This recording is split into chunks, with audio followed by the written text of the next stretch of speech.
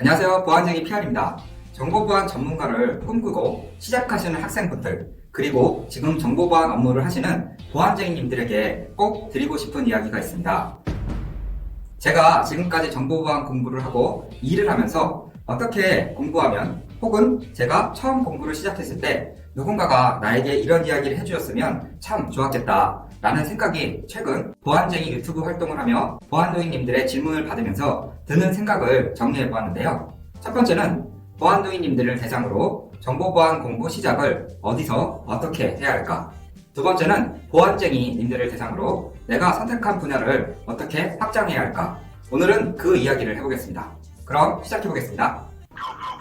첫 번째, 정보보안 공부 시작을 어떻게 해야 하나요? 막막하실 거라 생각합니다. 저도 그랬으니까요. 독학?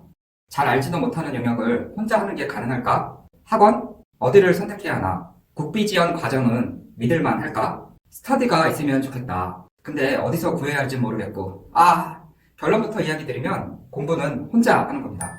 네, 우리는 중학교, 고등학교, 학원 등 그동안 문제를 주어지면 풀어야 하는 암기와 정답을 맞추는 방법, A 플러스 B는 C다에 너무 익숙해져 있고 최적화되어 공부해왔습니다. 대학교에 가면 학습 방법이 참여하고 열린 방법론을 스스로 해결하는 형태로 바꾸어가죠. 회사에 가면 더 심해지는데요. 잘 알려주지도 않고 특히 기술 분야가 유독 심한 편입니다. 알려주는 것도 일에 필요한 경우만 알려주고 해결 방법은 스스로 노하우를 찾아야죠. 정보보안 분야도 스스로 답을 찾아야 하는 분야이며 여기에 한 가지 더 여러 방법 중 가장 효과적인 방법을 찾아야 합니다. 공격도 방어도 이론은 꼭 필요합니다. 전반적인 이론, 컴퓨터 공학이나 프로그래밍, 알고리즘의 이해, 네트워크나 OS, 해킹 등 이론은 혼자 하시는 것보다 학원이나 학교 혹은 스터디를 통해서 얻으면 좋겠죠. 일부 이 분야에 창의적인 천재성을 띠는 소수도 있습니다. 해킹부터 시작하여 엄청난 실력을 뽐내며 해킹 대회를 휩쓸고 다니는 그런 사람들이요. 하지만 그런 사람들도 안 보이는 곳에서는 엄청난 노력을 합니다. 그 이야기는 오늘 주제와 조금 다르니 저의 이전 영상을 참고해 주셨으면 좋겠네요. 다시 주제로 돌아와서 국비지원 학원, 일반 학원, 학교 어디든 기존의 문제풀이 방법을 버리고 스스로 구축해보고 테스트해보고 부딪혀 배우는 방법이 더 중요합니다. 정보보안의 학습 방법이 이론 플러스 실기가 병행되어야 하는데요. 예를 들어 학교에서 모의 해킹의 과목의 이론과 원리, 용어에 대한 학습이 되고 이론 공부가 어느 정도 되신다면 이제부터는 혼자 공부해야 합니다. 직접 부딪히고 고민하고 문제를 해결하는 자기 주도 학습이 필요한 이유인데요. 그래야 창의적인 최적의 해결 방법을 찾을 수 있습니다. 한 번 더 이야기하면 해킹의 방법이 다양하듯 방어하는 방법도 수도 없이 다양하기 때문입니다. A 플러스 B는 C다 라는 정답이 떨어지지 않는 거죠. 최적의 방안으로 공격을 하고 가장 효과적인 비용과 수고가 적은 방법으로 최저간의 방어를 하는 사고를 가져야 합니다. 기존의 학습 방법하고 답을 찾는 방법이 다르기 때문에 다르게 공부해야 하는 거죠. 그 방법을 누가 알려줘서는 찾을 수 없습니다. 저는 그랬어요. 그러기 위해서 프로그래밍 언어, 수학적 사고, 시스템, 네트워크, OS, DB, 암호화, 포렌식, 해킹 등 많은 분야를 알아야겠죠. 아는 만큼 보이고 아는 만큼 컨트롤할 수 있습니다. 그래서 제가 하고 싶은 이야기는 어디에서 공부를 시작하시던지 배움에 망설이지 마시고 시작하신다면 본인 주도적인 학습을 하셨으면 합니다. 그 중간에 어려움에 부딪히면 어디든 도움의 손을 내미시고요. 보안쟁이 카페에 문의를 주셔도 좋습니다. 스터디를 만들어 같이 공부하는 사람과 함께여도 좋고요. 두 번째는 보안쟁이님들에게 내가 선택한 분야를 어떻게 확장해야 할까? 보안쟁이님들 여러 분야에서 활동을 하고 계실 거예요. 보안 관제사로, 엔지니어로, 모의 해킹이나 컨설턴트, 혹은 저처럼 정보보안 담당자를 하고 있으신 분도 있을 겁니다. 일을 하면서도 자기 개발은 끊임없이 해야 하는데요. 시습이나 시사, 정보보안 기술사 등 자격증에 도전하는 것도 좋고 대학원이나 박사과정을 받는 것도 좋습니다. 저도 자격증, 대학원도 당연히 도움이 되었지만 더 짜릿했던 기억, 실력이 확 성장했던 방법이 있는데요. 그것을 알려드리려고 합니다. 그 방법은 역할 바꾸기인데요.